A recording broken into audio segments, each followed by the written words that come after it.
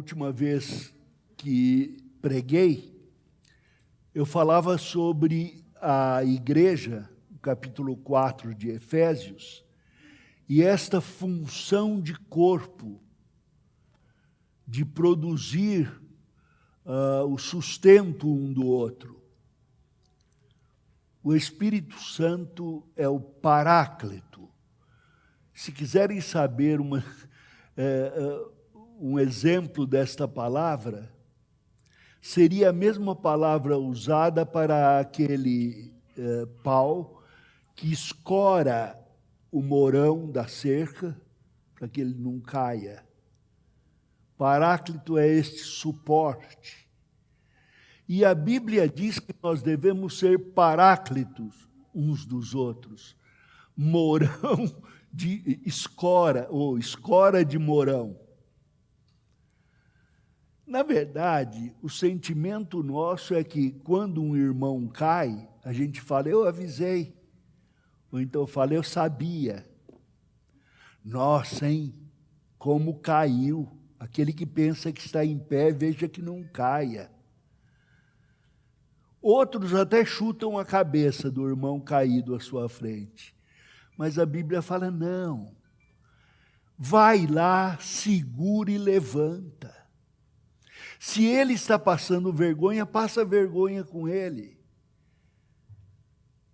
Convida-o para ir à igreja, depois que todo mundo considerou o seu pecado e sua confissão, e fala, senta perto de mim. É um movimento na direção do outro a fim de produzir aquilo que Deus, no movimento de graça até nós, produziu em nossa vida. Olhar com os olhos de Deus, sentir com o coração de Deus e agir com as ações que Deus manda na sua palavra, em obediência. Então, hoje, eu quero conversar com os irmãos a respeito de Tiago 1, 16 a 25. Tiago 1, 16 a 25. E o que eu vou falar é o seguinte. O aconselhamento redentivo. Escrevi há algum tempo atrás um livro chamado Aconselhamento Redentivo. Há um curso que está sendo lançado agora pelo reverendo Jonatas, com a minha participação, um curso de aconselhamento, tanto presencial quanto online, que se chama Aconselhamento Redentivo. E as pessoas, às vezes, não entendem. O que é aconselhamento redentivo?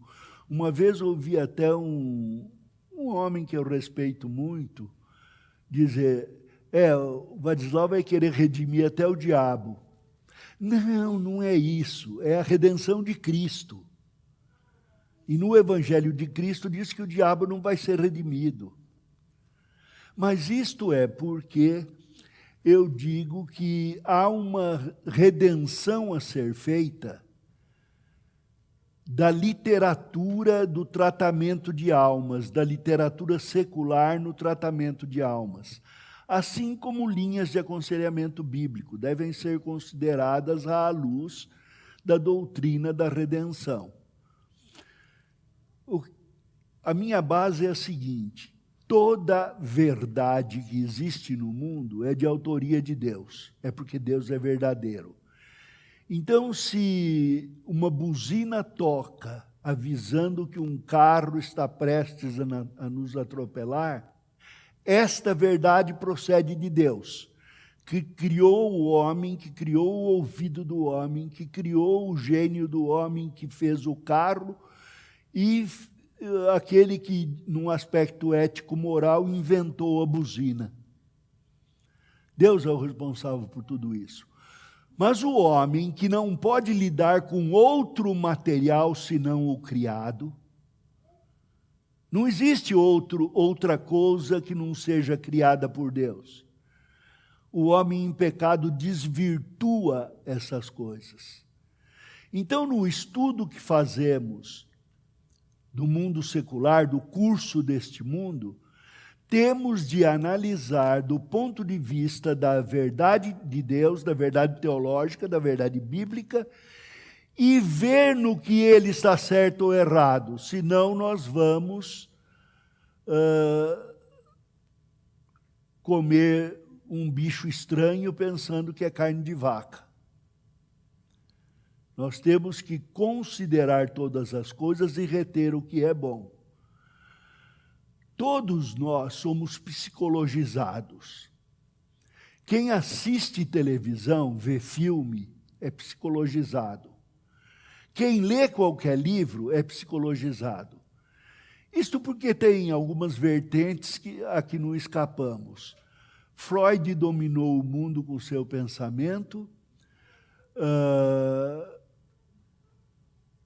Marx dominou o mundo com o seu pensamento. Darwin dominou o mundo com o seu pensamento. E nós não escapamos. Um ou outro negócio que tem na nossa cabeça não é da palavra de Deus, é contrário à palavra de Deus, mas ficou gravado e nós achamos bonitinho porque somos pecadores também. Só que com Darwin, porque criacionismo está na moda, nós resistimos. Mas coamos o mosquito e comemos o camelo, porque aquilo que diz respeito à nossa alma, nós admitimos alguma coisa de fora. Não é que eu rejeite a genialidade dos homens seculares. Há gênios que, pela graça de Deus, são gênios. Receberam a capacidade mental, a capacidade de olhar, de observar, de examinar, mais do que nós. Mas, como disse Paulo, nós temos o Espírito. Ele diz, eu também tenho o Espírito. E pelo Espírito de Deus eu posso julgar todas as coisas com base na palavra da verdade. Eu vejo se é verdadeiro ou não. Então, se alguém me diz, o homem é mau, eu digo, o homem foi criado bom e se tornou mal pelo pecado. E vem alguém e diz, o homem é bom. Eu digo, não, ele se tornou mal. Eu posso considerar as perspectivas, porque tenho a palavra de Deus. E se eu não tenho a sua condição de economista, de jurista, você me ensina. E de mim, você recebe o conhecimento da palavra, o conhecimento da alma humana. E trocando estes dons, nós trazemos à igreja um conhecimento superior. Nos apoiamos em Cristo e suportamos uns aos outros. Então é isso que nós vamos ver. Eu vou falar dessa comunicação do verbo redentor na comunhão dos santos. Deixe-me ler. Não vos enganeis, meus amados irmãos. Toda boa dádiva e todo dom perfeito são lá do alto, descendo do Pai das luzes, em quem não pode existir variação ou sombra de mudança. Pois, segundo o seu querer, ele nos gerou pela palavra da verdade,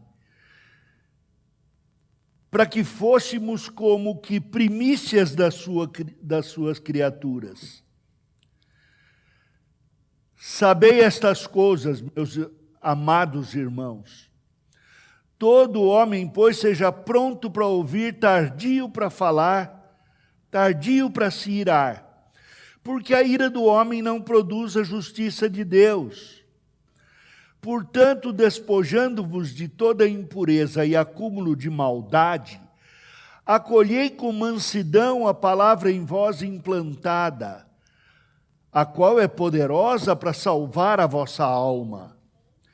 Tornai-vos, pois, praticantes da palavra, e não somente ouvintes, enganando-vos a vós mesmos.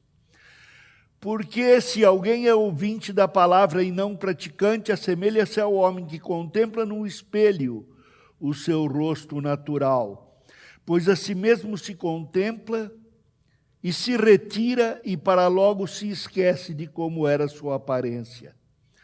Mas aquele que considera atentamente na lei perfeita, a lei da liberdade, e nela persevera, não sendo ouvinte negligente, mas operoso praticante, esse será bem-aventurado no que realizar. Percebam aqui 3 movimentos para entender o que ele está falando. Há um movimento vertical. Deus se movimenta em graça para comigo. Ele vem na minha direção para atribuir a sua própria natureza a mim. Como? Ele me criou à sua imagem e semelhança. Primícia sobre toda a criação. Eu caí em pecado e me tornei a mais abjeta das criaturas.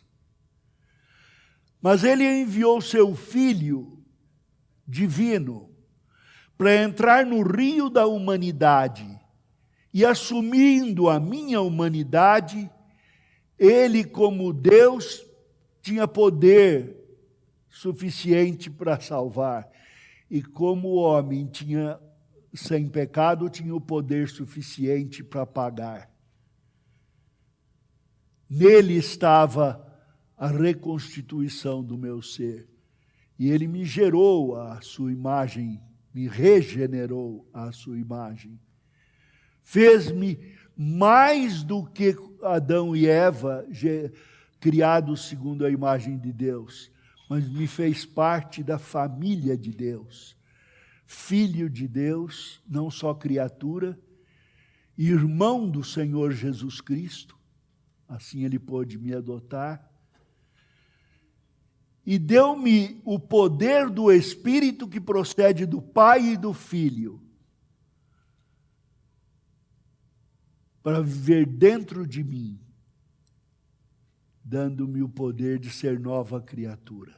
Então, é esta a experiência dos 3 movimentos. Um movimento de cima, um movimento para dentro. Há algo interno. A palavra alma na Bíblia é psique. Não é algo separado do meu corpo. Eu sou o que eu sou. Eu não posso, por exemplo, agora dizer ao meu corpo, sente perto da Adriana, minha nora, e a minha alma vai lá perto da Beth. Tenho certeza que a Beth preferia o corpo e eu podia ficar com a alma aí. Mas é impossível. Aonde o corpo vai, a alma está. Porque a alma é o ânimo deste corpo. Sem alma, o corpo não vive. Esta é a separação da morte. E esta unidade corpo e alma, ela estava determinada a todos os erros. Mesmo conhecendo a maravilha de Deus com a genialidade de homens na literatura que descrevem a natureza humana, eu era incapaz de cumprir sequer a minha lei. Sabem aquela leizinha que fala que magro se sente melhor? Eu tenho absoluta certeza que magro é melhor. Mas eu já tentei. Acabei de perder 8 quilos. Querem ter certeza que eu vou encontrar um dia? Não só os 8, vou encontrar com filhote. Os marfagafinhos. Eu já prometi a mim mesmo que eu nunca ia deixar de ajudar um irmão que pede necessidade, que está em necessidade. De vez em quando vem um e me pede, eu falo, mas eu estou com uma preguiça. Mas como preguiça é pecado, eu falo, eu estou com uma dor nos quartos traseiros. A lei que move meu coração não tem obediência nas minhas mãos nem nos meus pés. Deus diz, deve haver um movimento para sarar a alma. um movimento de internalização da palavra de Deus, para que minha alma seja recuperada com o alimento santo, com o pensamento de Deus, com a orientação de Deus, com o sentimento de Deus. E uma vez isto feito, há um movimento para fora. Eu não posso servir a minha alma sem que ela, com a palavra de Deus, sem que ela transborde e sirva aos meus irmãos. E eu tenho de estar disposto a sofrer no meu corpo e na própria alma por amor dos meus irmãos. Eu tenho uma missão de abençoar os meus irmãos. Eu não posso ficar em casa com avareza de conhecimento e de afetos. Eu tenho de servir, porque os afetos que são retidos e o conhecimento retido, eles apodrecem na alma. A palavra que não é aplicada degenera, o bom perfume virá mau cheiro. É o cão que volta ao vômito na palavra do Senhor Jesus. Então eu tenho de ter este movimento para fora. Eu não posso viver sem você. Eu só me chamo Vadislau porque você me chama. Se vocês não existissem, eu podia ser chamado de Psil. Ô Psil.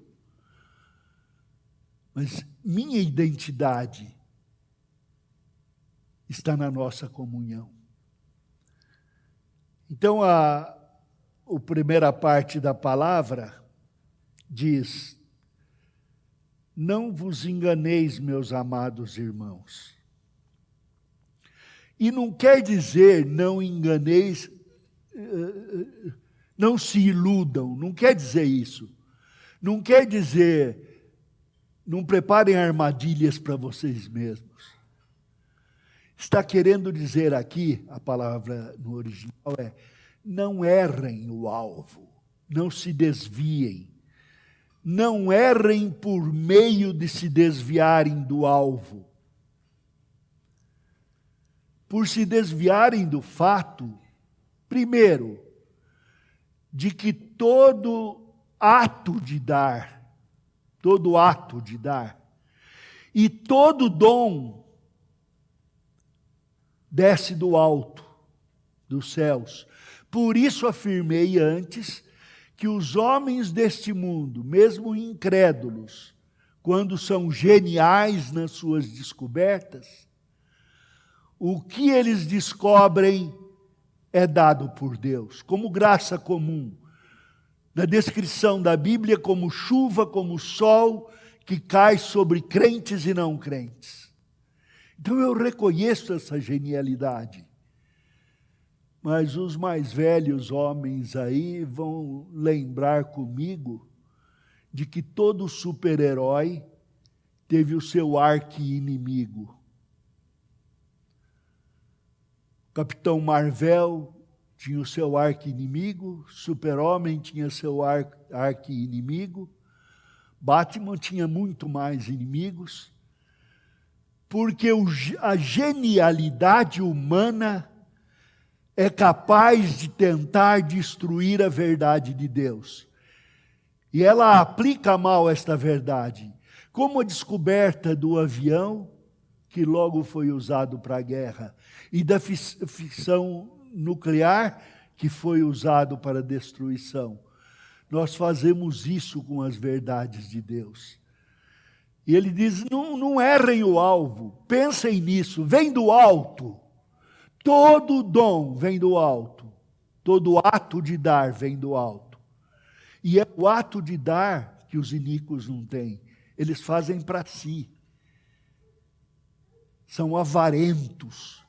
Nós não podemos ser, porque a tendência do nosso coração é sermos avarentos. É retermos o que temos. Até não comunicamos conhecimento para alguém não passar na prova e a gente com a possibilidade de ir mal. Mas Deus nos diz: aperfeiçoem as suas vidas, recebendo a verdade de Deus, que vem do Pai das luzes, e que não sofre mudança, percebam estas verdades para analisar o mundo e para doar a quem não tem. O que é que vamos doar? A primeira coisa é saber que esta experiência é pessoal. Não se trata de um período escrito de verdade, mas de uma pessoa. Por isso ele diz a respeito do Pai das luzes. Se vocês forem procurarem na Bíblia inteira, vão ver que a luz é definida como uma emanação, como um ato criador de Deus, que transforma o ambiente em um ambiente possível de suportar a vida. Nós só seremos pessoas que transmitem a possibilidade de vida para os outros se tivermos um contato pessoal com aquele que é a própria luz, o Senhor Jesus. No princípio era o Verbo estava com Deus, o Verbo era Deus. Todas as coisas foram feitas por intermédio dele, sem ele nada do que foi feito se fez. Ele era a luz que era a vida de todo homem. Quando eu tenho contato com o Senhor Jesus e com a sua palavra verbalizada, com a sua comunicação, eu tenho uma experiência que não pode ser dada em nenhum outro lugar. A experiência de ser o que aquela verdade quer que eu seja. Eu leio na Bíblia que é para eu perdoar o inimigo. Mas como? Eu perdoo na frente de vocês, porque senão vocês vão dizer que o pastor Vadislau não é perdoador. Mas dentro do meu coração eu não me vergo. Não sei se conhecem a história daquele pai que chegou para o menino e disse, senta. O menino disse, não sento. Menino já grande, capaz de enfrentar o pai, com 8 anos de idade, né? O pai falou, senta! O menino falou, não sento! Senta! Não sento! Senta, senão vai apanhar. Aí o menino sentou e disse, mas por dentro eu ainda estou em pé. O crente já tem outra resposta. Meu pai se aproximou do pastor Davi, pastor de vocês, esse que tem 50 e tantos anos, e disse, se eu tirar a cinta, o que acontece? E o Davi disse para o meu pai, a calça cai. Por quê? Porque havia um movimento de graça entre eles, um movimento de amor. Mas o nosso coração tem hora que diz, por dentro eu estou em pé. Mas se eu andar com Jesus, aquele que me perdoa, que me perdoou na cruz e me perdoa a cada passo, aquele a quem eu chego para contar o meu pecado, eu vou aprender a fazer isso com você também. Se você conhece alguém que não perdoa, eu mostrarei alguém que não anda com Jesus. Então é este andar na luz que vai nos fazer conhecer isto. Diz ainda a Bíblia, por meio da sua vontade nos gerou, por meio da palavra da verdade, para sermos pioneiros da criação. Em 1 Pedro 1:23 diz, pois fostes regenerados não de semente corruptível, mas de incorruptível, mediante a palavra de Deus, a qual vive e é permanente. Notem um aspecto interessante.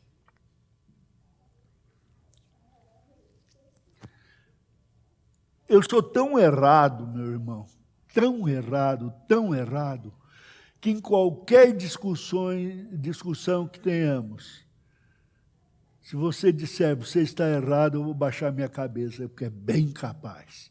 99% de possibilidade de eu estar errado e uma de eu me enganar. É 100%. Me acusou de erro, eu já caio de joelho e pergunto, Senhor, eu estou errado? E a palavra de Deus é que vai esclarecer se eu estou errado ou não, não meu sentimento. Porque no meu sentimento eu engano a mim mesmo. Não vos enganeis, meus amados irmãos. Aqui é outra palavra no original, usada para o engano. É o auto-engano. Eu tenho uma tendência de me auto-enganar. Então, por exemplo, você diz aí, pastor, o senhor está incumpridando o sermão, ele está que nem uma espada, comprida e chata. E eu olho para você e digo, não, meu irmão, veja, todos estão vibrando, gostando, estão pedindo para eu pregar 6 horas, para eles terem aquela experiência de cair do muro, morrer e ser ressuscitado pelo meu poder. Eu tenho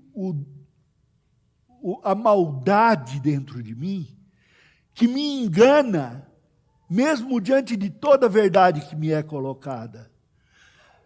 Mas Deus coloca do meu lado irmãos como eu, fracos como eu, que, tendo o Espírito de Cristo e o poder de Deus, me repreendem, me consolam, me elevam. E é esta comunidade de fracos, habitadas pelo poderoso Espírito de Deus, que adquire esta capacidade de produzir o aconselhamento. Mas há um diferencial mais. Eu sou errado, eu não presto, mas eu te amo, ou eu não empresto mais meu piano. Há um fato que diferencia tudo. Deus me deu a possibilidade de ser perfeito. Eu já declarei que não sou, não é? 100% das vezes eu poderei estar errado. Mas há pessoas sem Cristo que não têm condições de alcançar a perfeição e vão se irar. E Deus me deu, e a você, a possibilidade da perfeição. Não quer dizer que não podemos chegar lá.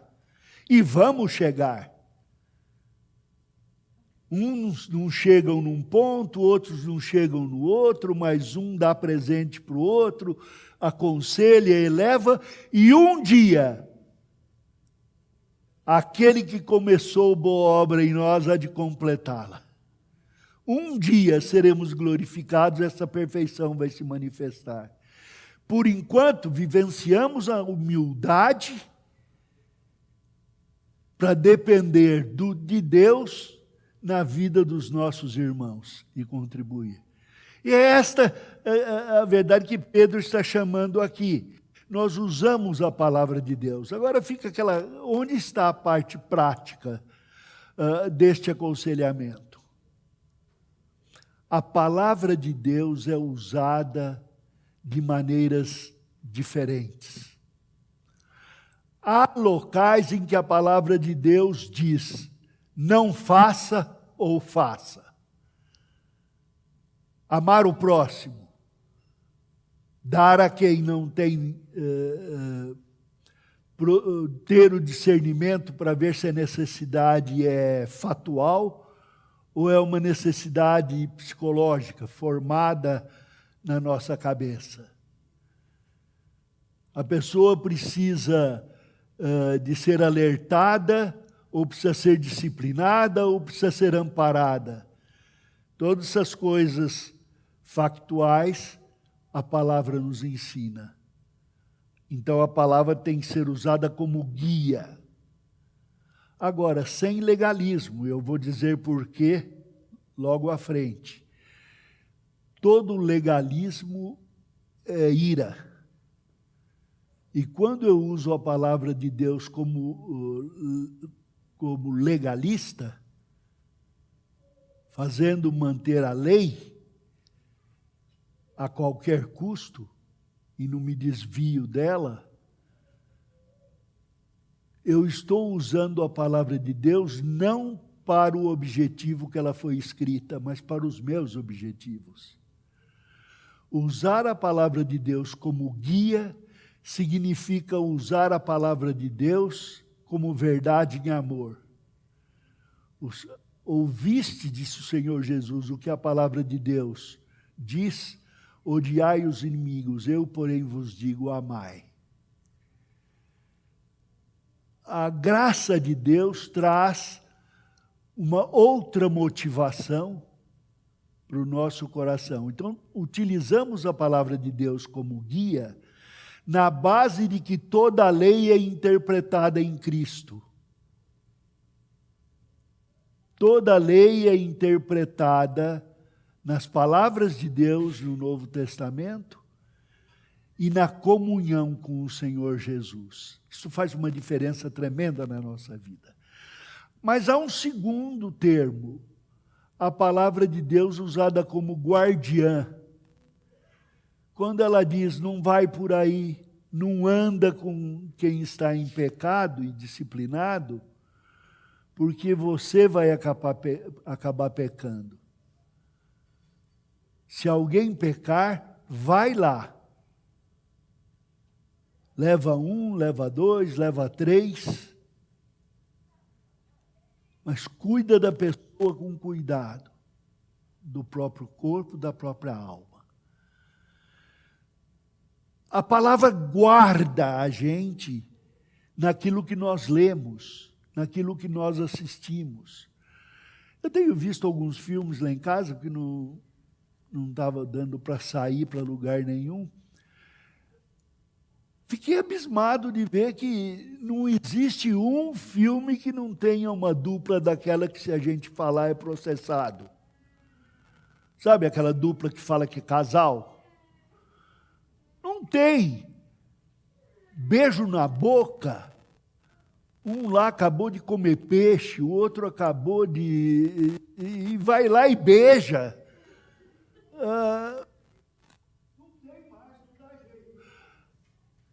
O que eu tenho que fazer na minha cabeça? Chamar de pecado o que é pecado. Fechar os olhos se a coisa for excessiva. Assim como eu fecho os olhos na rua. Sabe aquela reunião de árvores flamboyantes que tinha aqui em São Paulo, com passeata?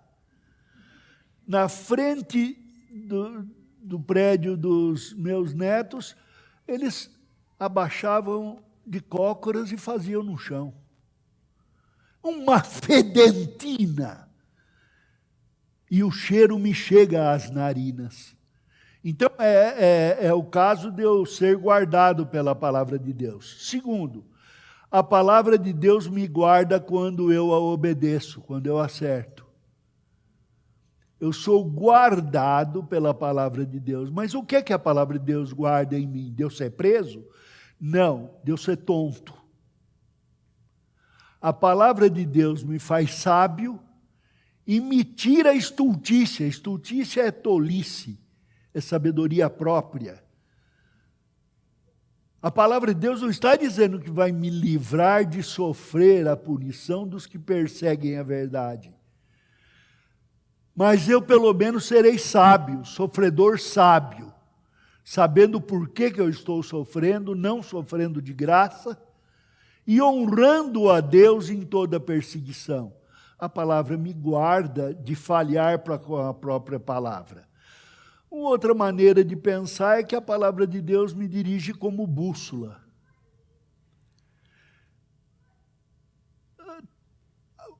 O que a palavra de Deus fala sobre alguns vícios modernos? Não fala. E se não fala, não há lei. E se não há lei, eu não posso cobrar na base da punição. Mas eu sei para onde ela me orienta. E se alguma coisa me desvia do fato de que eu devo proceder na verdade, meu comportamento deve ser coerente com a minha mente.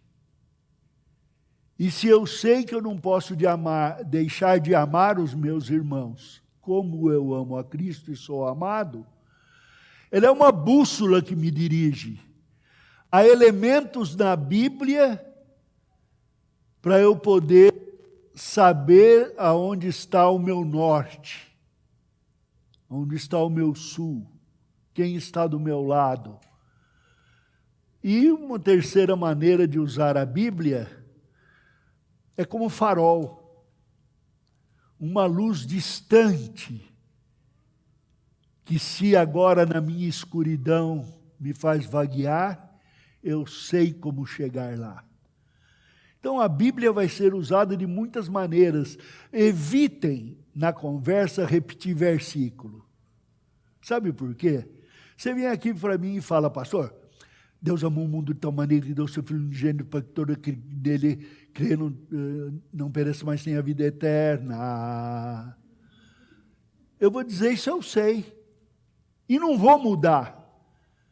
Mas se você chegar junto a mim e disser, olha, irmão, me chama até, olha lá,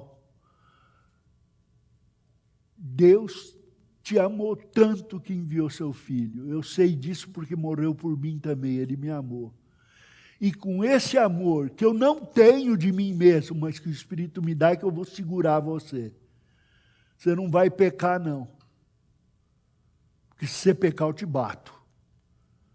Se eu tiver resistente, me dá umas pancadas que no relho eu até que eu obedeço. Mas se a sua vida estiver empenhada nisso e a minha também, esta verdade da palavra de Deus vai fazer sentido. Vai quebrar a minha defesa. Então é isso que ele está falando aqui. Uma outra coisa é a comunicação da verdade redentora e a própria natureza. Está escrito na Bíblia, todo homem seja pronto para ouvir.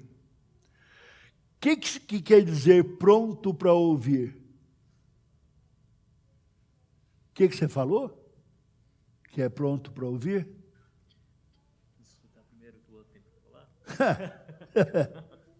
falar. Sabe nada, está estudando teologia, né? Por isso você respondeu assim. O que é esse negócio de pronto para ouvir? Só porque ele não disse, tu quer me perguntar a mim?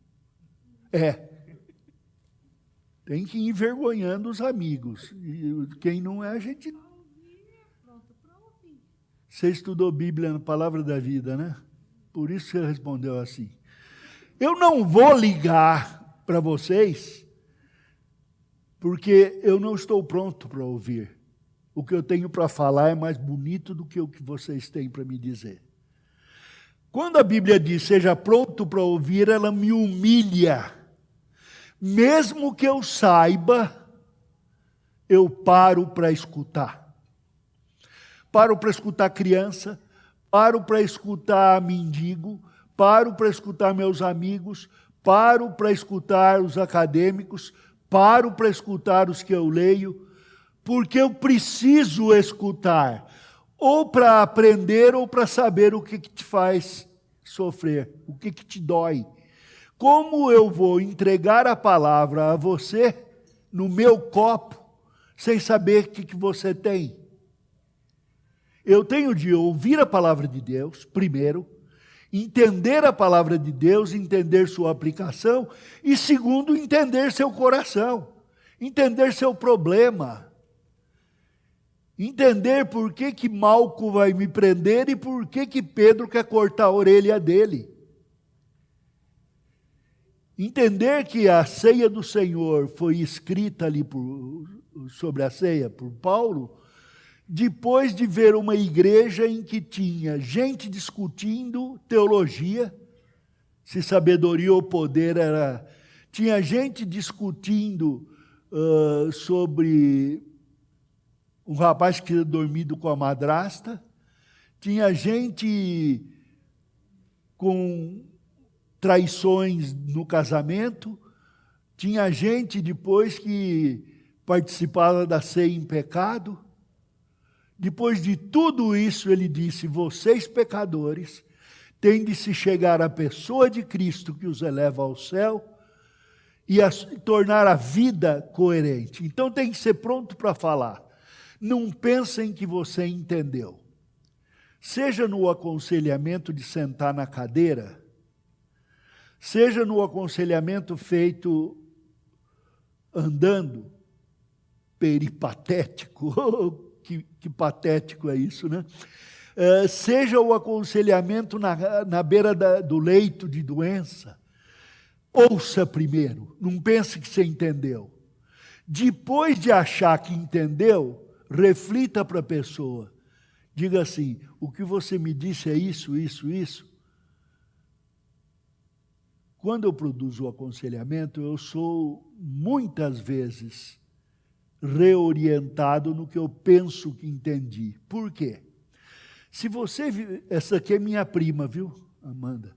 Se você vier me dizer que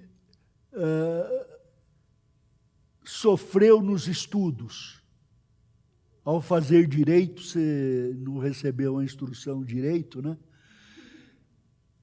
Eu não vou pegar de você e entender que foi o mesmo quando eu fui reprovado no curso de matemática. Não é a mesma coisa. E nem se eu tivesse feito direito e não aprendido direito, não seria a mesma coisa, porque eu não sou Amanda. Sou Vadislau, com outra experiência do que dói. Mesmo próximos e queridos um do outro, somos diferentes. A semelhança em que fomos criados ainda preserva a individualidade. Eu tenho de escutar de novo. Como é que foi? O que foi que você sofreu? Me conta de novo. O que dói? Como dói? De 1 a 10, me dá um número para a sua dor, isso é brincadeira. Mas ouvir até que saturado nós tenhamos o mesmo sentimento. E aí comparar com a palavra de Deus, saber o que é de lá e o que é de cá. O que a palavra de Deus diz sobre esse problema. Aí, pronto para ouvir. Segundo, tardio para falar. Esse negócio de sofrimento por causa de aula, você não estudou. Não estudou, levou pau. Não, essa foi a minha experiência, não a sua. Estamos prontos para falar onde é que dói na gente. Mas devemos endereçar a palavra de Deus ao que dói no outro. É esta a tardio para falar. Por que a tendência nossa é falar do nosso coração e não do coração de Deus sobre aquilo que ouvimos? Aí Tiago diz, tardio para irar, por causa da ira. Nós somos irados, porque a vida não saiu do jeito que a gente queria. No meu caso, a vida era uma grande mamadeira, uma mamadeira desse tamanho, na temperatura da mão de uma pessoa, e eu tinha que ficar mamando o dia inteiro. Quando eu cresci, a vida era um jardim. Um dia eu fui andar no parquinho perto da minha casa, tropecei num fio elétrico, fiquei um monte de tempo sem voltar a mim. Eu me lembro do choque, mas me lembro das pessoas correndo e tal. Então, jardim é perigoso.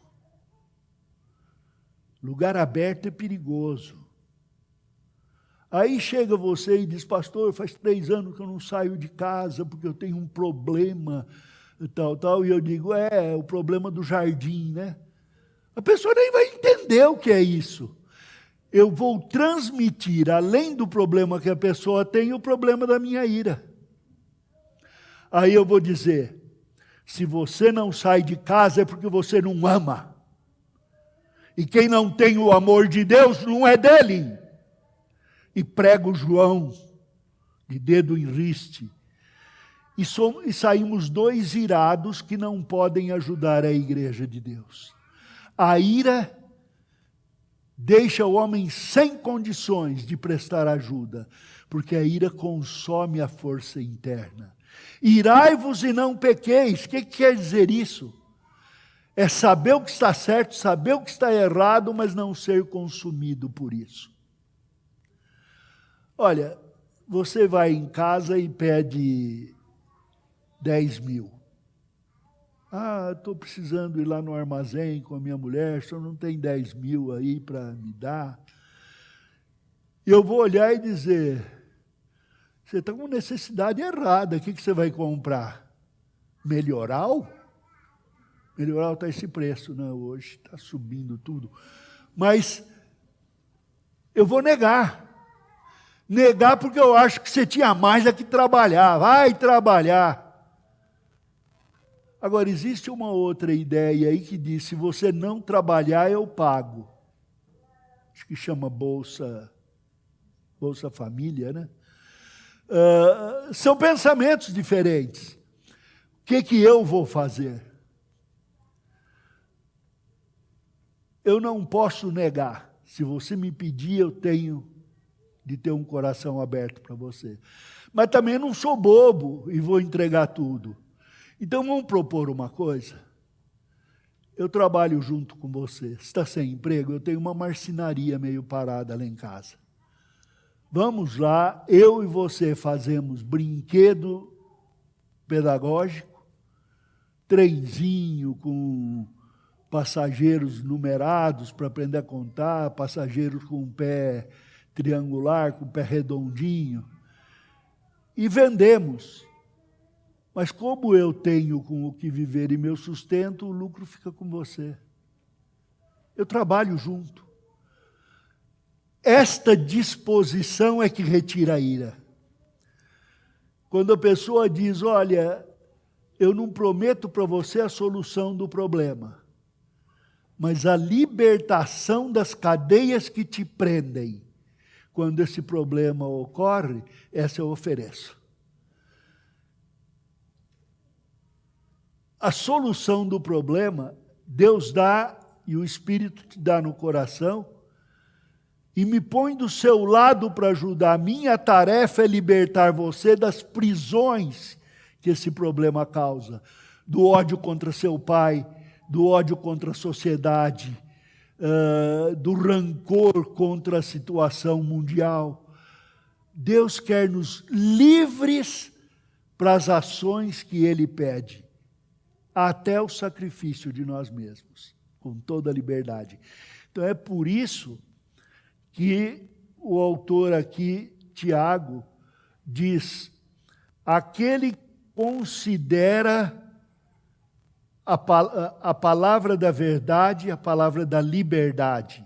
Esta é uma comunicação em amor que precisa da coerência entre a palavra e a vida. Quando nossos filhos ficam irados conosco, é porque eles não viram coerência entre o que falamos e o que fazemos. Coma tudo! Você precisa comer para crescer, ficar gordo, forte. E faz dieta.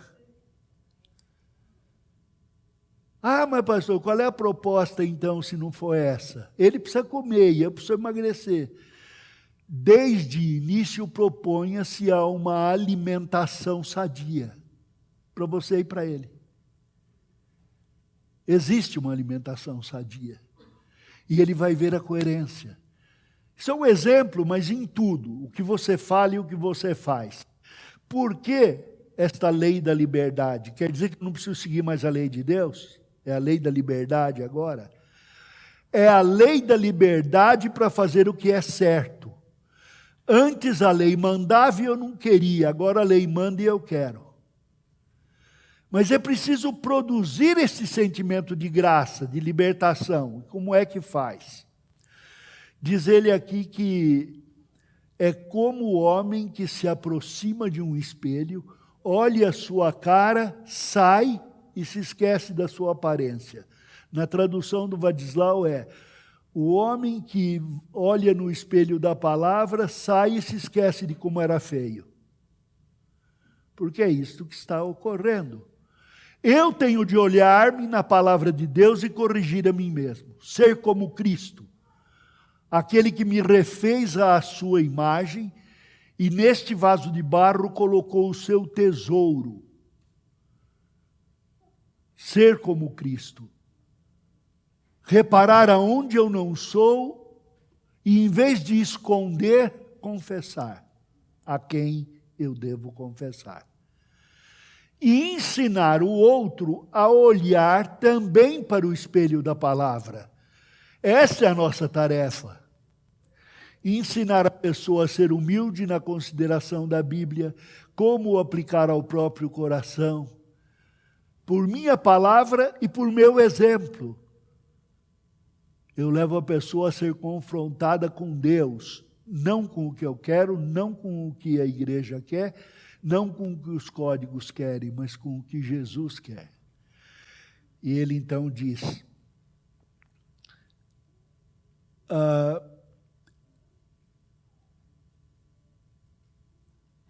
ele manda confrontar no espelho da palavra viva e escrita, segundo a lei da liberdade, que é a lei da graça de Deus. Uma graça que chegou ao ponto da maior violência, a da cruz, entregar Jesus para morrer.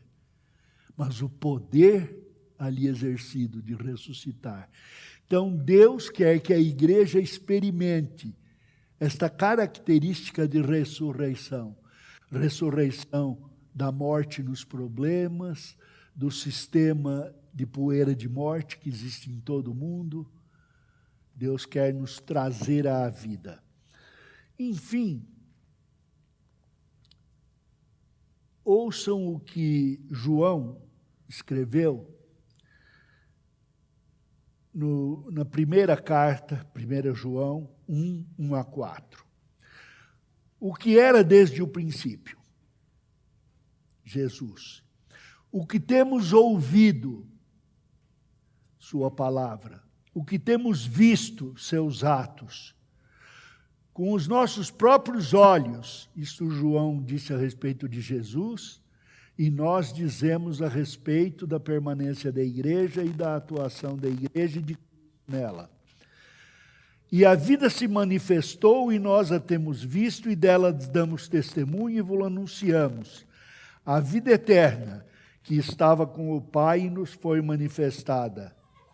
O que temos visto e ouvido anunciamos também a vós outros, para que vós, igualmente, mantenhais comunhão conosco. Ora, nossa comunhão é com o Pai e com seu Filho Jesus Cristo. E à frente ele diz, é a comunhão que é exercida pelo Espírito de Cristo que procede do Pai e do Filho. Isto conclui o nosso pensamento a respeito deste aconselhamento mútuo, aconselhamento feito na igreja. Existe literatura própria a respeito. Às vezes é oferecido aqui na igreja, e o crente pode se preparar para esse tipo de vida. Lembrando, não há outro.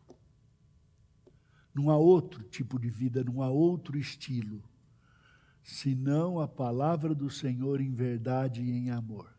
Deus os abençoe.